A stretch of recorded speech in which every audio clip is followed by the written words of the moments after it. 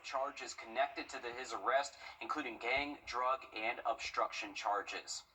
This afternoon, fire crews dealt with several pop-up fires along I-20 and Palmetto Parkway. This is what our crew saw earlier at around 3:30 this afternoon.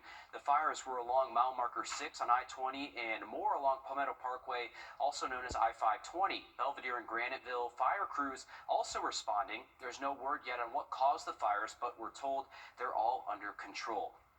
When Augusta leaders approved the 2026 budget, they decided to cut all discretionary funding for nonprofit, Mock Academy being one of them. The nonprofit gives kids the opportunity to be social and develop some skills through tennis. It got $200,000 from the city last year. As your city government reporter Cindy Hood explains, budget cuts can change, but the mission at Mock Academy is not.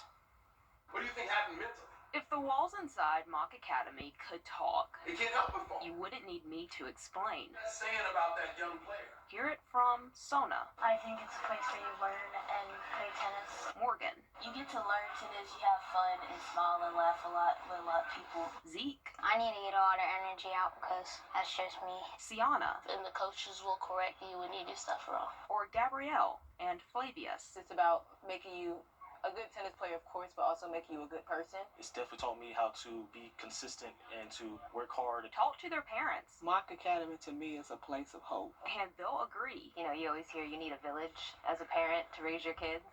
And you come here and you're like, I want these people in my village. The things that they're doing for me in my life and how they're it's just a blessing.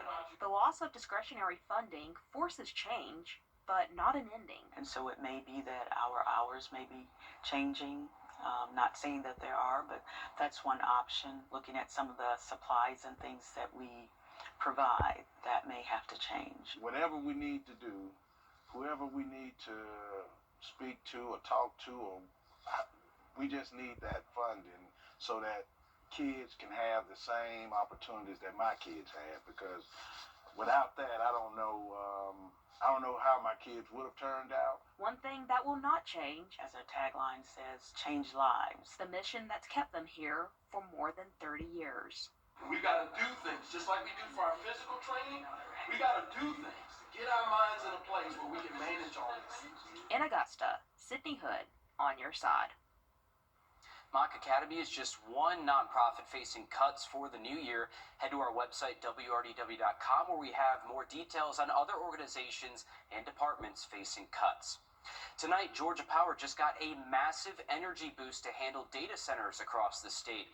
In a controversial move, the Georgia Public Service Commission unanimously approved a nearly 10,000 megawatt deal. Supporters say this is a win for the state's economy. Critics fear their everyday power bills will soar to pay for all of this energy. Georgia Power says everyday customers and small businesses will not bear the financial brunt for data center development. Georgia Power rates are frozen until 2028, and because of this, the power company says you'll save roughly $8 a month from your bill thanks to the revenue from data centers. Riley? Well, looking ahead this weekend, we are still going to deal with some chilly mornings, down below freezing Saturday, mid-30s Sunday, but heading into next week, it's the high temperatures that's making the headlines. We'll have that full forecast next. And with Christmas in just a few days, this weekend will be a rush to get lists checked off, but tariffs are making it costly. What you need to know coming up next. Dive and Tip, brought to you by your First Alert weather team. Track Santa's sleigh across the CSRA on Christmas Eve, on air and on the News 1226 app. The Santa Tracker is sponsored by iCode. Christmas bells are ringing.